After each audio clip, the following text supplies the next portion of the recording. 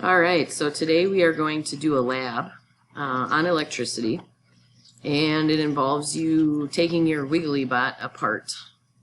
So I did receive your video and or picture, what you sent for him, so I appreciate that. Thank you very much.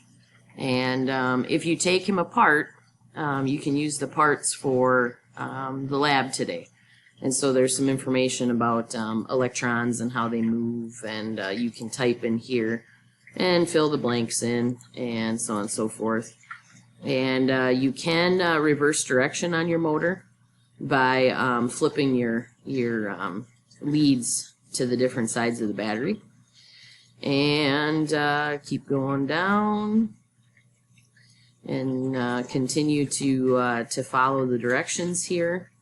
And then go ahead and submit that when you're finished. And let's see, I suppose we can arrange pickup probably for next Monday morning. You can leave something out if you'd like, if you haven't done so already this morning. So, all right, have a fantastic day.